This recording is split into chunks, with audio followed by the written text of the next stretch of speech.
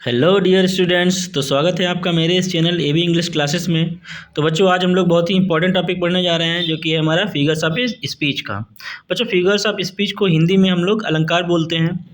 अलंकार क्या होता है कि जो भी वर्ड्स जो भी लाइंस क्या करती हैं काव्य की शोभा को बढ़ा देती हैं, अर्थात जो चीज़ें जैसे हम लोग कहें कि अलंकार क्या होता है। अलंकार का मतलब होता है गहना। तो गहना क्या होता है, किस तरीके की खूबसूरती को बढ़ा देता है। ठीक उसी प्रकार जो फिगर्स ऑफ स्पीच होती हैं वो लिटरेचर की जो है बहुत ज़्यादा इफेक्टिव बनाता है। तो अगर हम लोग इसकी डिफिनेशन की बात करते हैं तो figures of speech make the literature effective. और बच्चों लिटरेचर में कौन कौन सी चीज़ें आती है, प्रोज आता है, पोइट्री आता है, नॉवेल आता है, ऐसे आता है और भी छोटी छोटी चीज़ें हैं।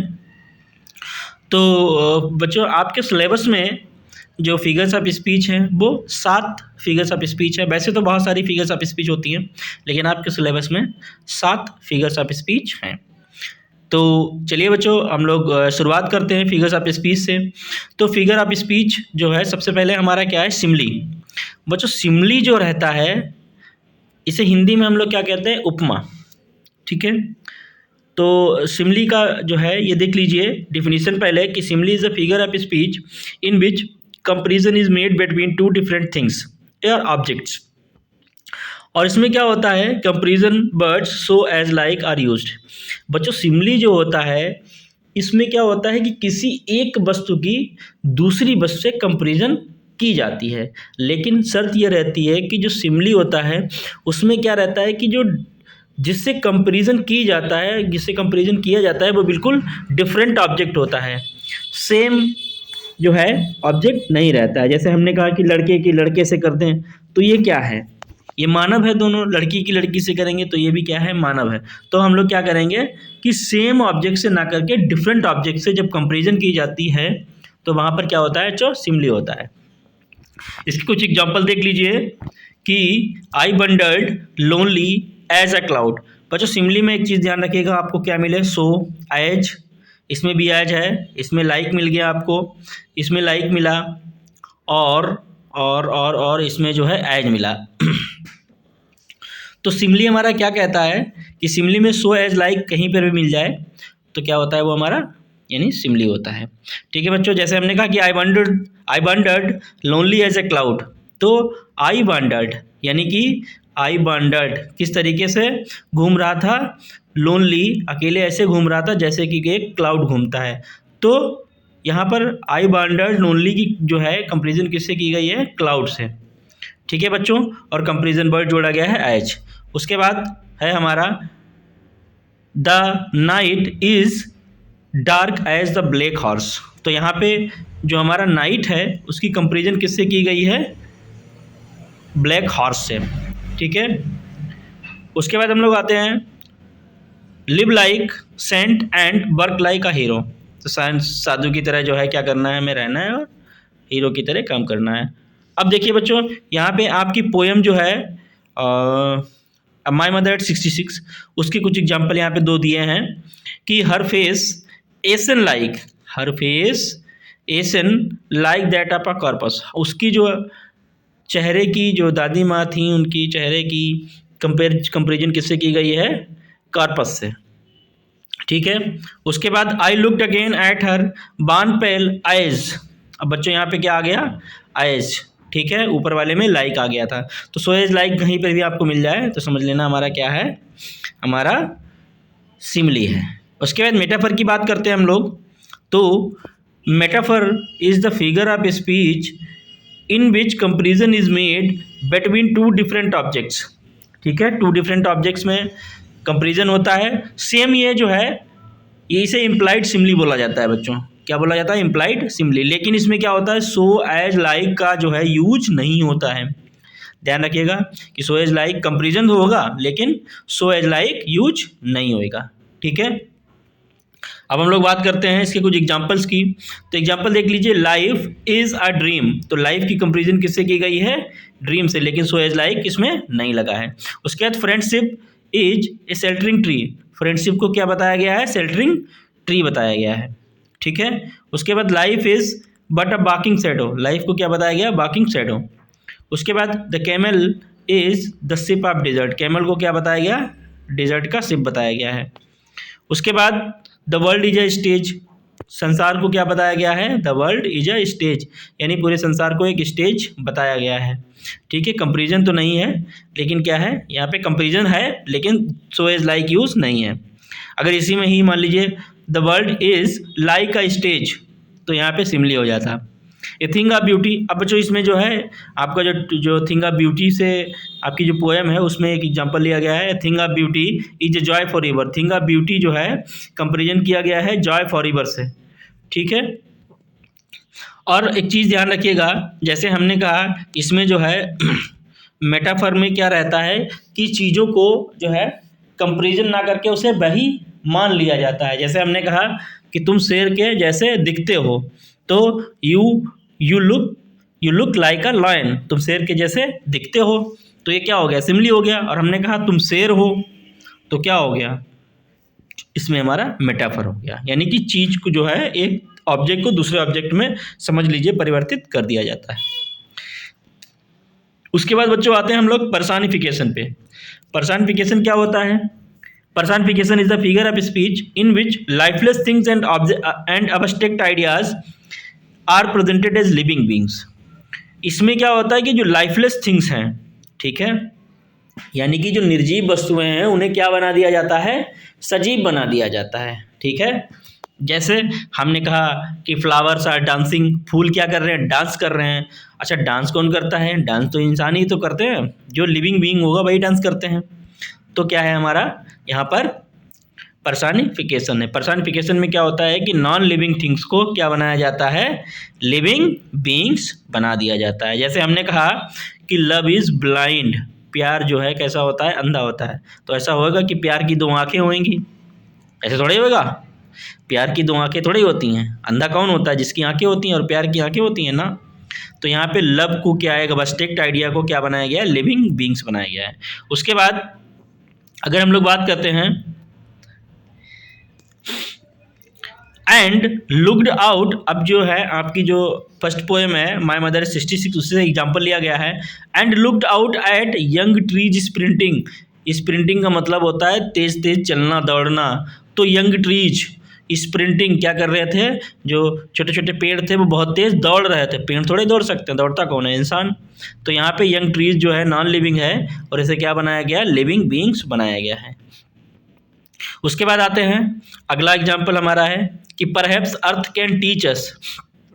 बच्चों ये जो पोएम आपकी कीपिंग क्वाइट है उससे लाइन ली गई है, perhaps earth can teach us. तो जो अर्थ है हमें बहुत कुछ पढ़ा सकती है, सिखा सकती है।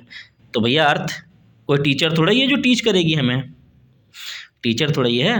लेकिन क्या है यहाँ पे अर्थ नॉन लिविंग है, इसको क्या बनाया गया, टीचिंग करते हुए दिखाया गया, अर्थात नॉन लिविंग को लिविंग बना दिया गया। Experience is the best teacher, तो एक्सपीरियंस अनुभव जो होता है वो सबसे अच्छा टीचर होता है। तो क्या है एक्सपीरियंस, क्या है, एक अब्स्ट्रैक्ट आइडिया है हमारा, और उसे बनाया क्या गया है, टीचर। टीचर कौन होगा, होगा तो कोई इंसान ही, लेकिन यहाँ पर किसे बनाया गया, एक्सपीरियंस को बनाया गया। ठीक है, तो नॉन लिविंग को लिविंग बना दिया गया है।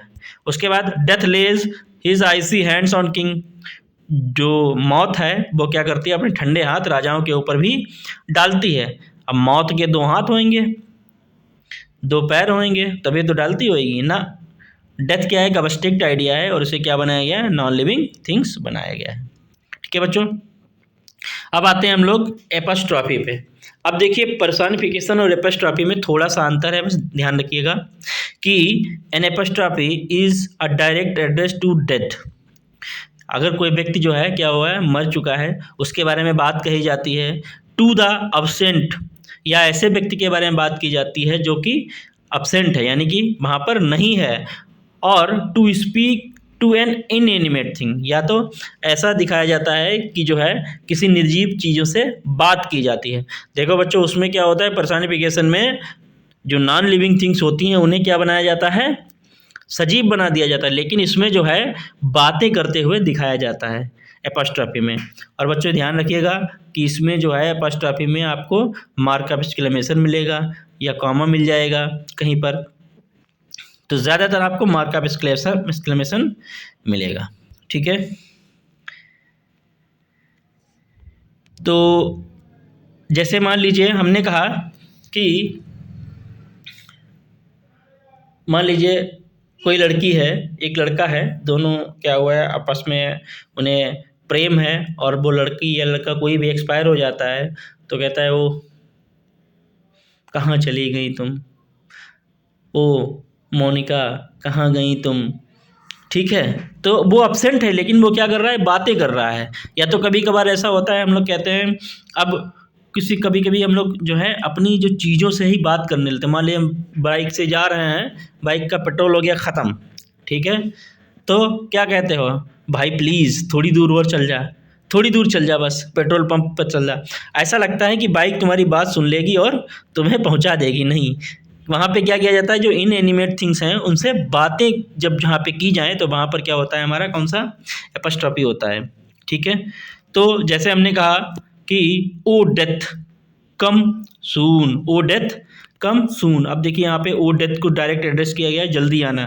डेथ क्या है, एक हमारा जो है क्या है, एड्रेस कर रहे हैं हम लोग डेथ को, जल्दी आना। उसके बाद फ्रैलिटी दाई नेम इज वीमेन। बच्चों यहाँ पे जो है सभी में देख लीजिएगा मार्क ऑफ एक्सक्लेमेशन सभी में लगा हुआ है। ठीक है, अब जैसे एक हमने O my mobile please make me make a call. Mobile से कहने लगते हो कि अरे बस थोड़ी सी बैटरी बची, अरे प्लीज़ प्लीज़ प्लीज़ बस एक कॉल लगा देना, प्लीज़ एक कॉल लगा देना। मोबाइल बातें थोड़ी सुन लेता है, लेकिन हम लोग क्या करते हैं, इन एनिमेट थिंग से जब हम बातें करने लगते हैं तो वहाँ पर कौन सा फिगर ऑफ स्पीच होएगा, हमारा एपस्ट्रॉफी। ठीक है, उसके बाद ओ मिल्टन दाउ शुडस्ट बी। जब ये पोएम लिखी गई थी तब मिल्टन जो है मर चुके होंगे, तो O Milton thou shouldst be living at this hour. तो इसमें बताया जाता है कि मिल्टन अगर आकाश आप जो है इस समय जीवित होते। ठीक है, उसके बाद O liberty why are so dear. अब लिबर्टी की बात कर रहा है कि जो है आप कितनी प्यारी क्यों हैं। ठीक है, अब उसके बाद बच्चों आता है हमारा हाइपरबोल। हाइपरबोल क्या है कि hyperbole is a figure of speech in which things are presented as greater or less, better or worse as than they really actually are. यानी कि इसमें क्या होता है, हाइपरबोल मतलब बहुत ज़्यादा बढ़ा चढ़ा कर चीज़ें बताई जाती हैं। ठीक है, कि जैसे अरे मैं तो तुम्हारे लिए चांद तारे तोड़ रहा हूँ, क्या है, हाइपरबोल हो रहा है। ठीक है, कहता है कि अरे मुझे सीमा पर छोड़ दो तो मैं लाखों दुश्मनों को एक ही बार में ख़त्म कर दूं। ठीक है, तो ये क्या है, हाइपरबोल है। कुछ कहते हैं मैं तो अब जो है चांद पर जो है बंगला बनाऊंगा, ये भी क्या है, एक हाइपरबोल है। ठीक है बच्चों, तो हाइपरबोल में क्या होता है, चीज़ों को बढ़ा चढ़ा कर कहा जाता है। जैसे हमने कहा कि सी विप्ड ओशियंस ऑफ टीयर्स, वो इतना रोई कि जो है मान के चलो कि जो है महासमुद्र भर गए। ठीक है, सी वेप्ट ओशियंस ऑफ टीयर्स, अब इतना थोड़ा ही रो सकता है, गिलास नहीं भर पाएगा, यहाँ पे जो है समुद्र को भरा जा रहा है, तो क्या है, बढ़ा चढ़ा के कहा जा रहा है। जैसे हमने कहा कि reverse of blood flowed in the battle, युद्ध में खून की नदियाँ बहीं। खून की नदियाँ थोड़ी बह पाएंगी, हाँ माना है बहुत सारे जो सैनिक मरे होंगे, लेकिन जो है खून की नदियाँ नहीं, कभी नहीं बह सकती हैं। अगला एग्जाम्पल हमें आ रहा है कि 10,000 सा आई एट अ ग्लांस। मैंने एक ही नज़र में, एक ही झपकी में जो है 10,000 देख लिए। ठीक है, तो ये क्या है, एक हाइपरबोल है। अगला बच्चों है my grandmother is as old as mountain. अब बच्चों यहाँ पे एक चीज़ है, आपको एज 2 बार मिला है, एज लगा है, इसका ये नहीं मतलब है कि आपका ये सिमली हो गया। पहले आप देख लीजिए कि इसको क्या बोला जा रहा है कि मेरी ग्रैंड मदर जो है इतनी ओल्ड है, इतनी बूढ़ी है जितनी कि एक माउंटेन 5,000 वर्ष पुराना है, तो ये उतनी बूढ़ी थोड़ी हो सकती हैं ना। यहाँ पर हाइपरबोल यूज हुआ है। ठीक है, हाइपरबोल को जो है हम लोग और क्या बोलते हैं, ओवर स्टेटमेंट। क्या बोलते हैं, ओवर स्टेटमेंट। बच्चों ये एक ही में है, ओवर स्टेटमेंट। ठीक है, हाइपरबोल को क्या बोलते हैं, ओवर स्टेटमेंट। उसके बाद बच्चों हम लोग आते हैं हमारे अगले फिगर ऑफ स्पीच पर, ऑक्सीमोरन। ऑक्सीमोरन क्या होता है कि oxymoron the figure of speech in which two opposite qualities are added to a same thing. यानी एक ही चीज़ के लिए दो अपोजिट क्वालिटीज़ जो है बताई जाती हैं, या तो two opposite words are put together, या क्या होगा कि किसी चीज़ के लिए दो अपोजिट वर्ड एक साथ रखे जाते हैं। जैसे हमने कहा कि लव इज़ बिटर स्वीट, प्रेम जो है कैसा है, बिटर स्वीट है, यानी कड़वा भी है मीठा भी है। उसके बाद he is an honest thief, honest thief यानी थीप भी है यानी चोर भी है और ईमानदार भी है, तो दोनों क्या हैं, अपोजिट हैं। उसके बाद it is an open secret, open भी है और सीक्रेट भी है, तो जो चीज़ ओपन होगी वो सीक्रेट नहीं हो सकता, जो सीक्रेट होगा वो ओपन नहीं हो सकता है। उसके बाद जेम्स फर्स्ट बाज द बाइजेस्ट फूल, बाइजेस्ट फूल यानी बाइजेस्ट और फूल यानी बाइज भी है और फूल भी है, ठीक है, बुद्धिमान भी था और मूर्ख भी था, तो कैसे हो सकता है। उसके बाद and having nothing he hath all, nothing मतलब कुछ नहीं, ऑल में सब कुछ, दोनों अपोजिट वर्ड हैं, तो यहाँ पर हमारा कौन सा फिगर ऑफ स्पीच है, ऑक्सीमोरन। उसके बाद बच्चों आता है हमारा last figure of speech onomatopoeia. तो onomatopoeia is the figure of speech in which sound suggest its meaning. Onomatopoeia में क्या होगा, जब किसी सेंटेंस में आपको क्या लगे, साउंड दे, किस सेंटेंस में क्या होगा, साउंड लगे, आपको क्या लगे कि इससे साउंड निकल रहा है, तो समझ लेना कि उसमें क्या है, हमारा कौन सा फिगर ऑफ स्पीच है, ओनोमोटोपोइया, ठीक है। जैसे हमने कहा कैट्स म्यू, कैट क्या कर रहे हैं, बिल्लियाँ म्याऊं म्याऊं कर रही हैं, तो म्याऊं म्याऊं क्या हो गया, एक साउंड हो गया। बर्ड्स आर ट्विटरिंग, चिड़ियाँ क्या कर रही हैं, चहचहा रही हैं, ची ची ची ची ची ची कर रही हैं, तो ये क्या है, इसमें साउंड निकल रहा है, तो ये क्या हो गया हमारा ओनोमोटोपोइया। उसके बाद the snakes are hissing, snakes are hissing, hissing hissing, sir सांप क्या कर रहे हैं, फुनफुना रहे हैं, तो क्या है, साउंड निकाल रहे हैं, ठीक है। उसके बाद अगर हम लोग बात करते हैं I heard the water lapping, water lapping on the crack, तो मैंने पहाड़ी पर क्या किया, वाटर लैपिंग सुना। वाटर लैपिंग जब पानी जब गिरता है तो उसकी आवाज़ क्या आती है, झरने की आवाज़, ठीक है, तो मैंने वो सुना, तो ये क्या है, वाटर लैपिंग जो है क्या है, हमारा साउंड दे रहा है। उसके बाद डॉग्स आर बार्किंग, कुत्ते क्या कर रहे हैं, भौंक रहे हैं, तो इसमें क्या है हमारा, अब भौंकना क्या है, साउंड दे रहा है, तो ये हमारे क्या हो गया, ओनोमोटोपोइया। ठीक है बच्चों, ये आपकी जो 7 इम्पॉर्टेंट आपकी फिगर्स ऑफ स्पीच हैं, तो देखिएगा अच्छे से, इन्हें पढ़ लीजिएगा, और यही सातों पूछी जाती हैं आपके सिलेबस में। और अगर आपको मेरा कंटेंट अच्छा लगता हो तो आप लोग प्लीज़ शेयर करिएगा। Thank you so much for this class, मिलते हैं नेक्स्ट वीडियो में, तब तक के लिए थैंक यू।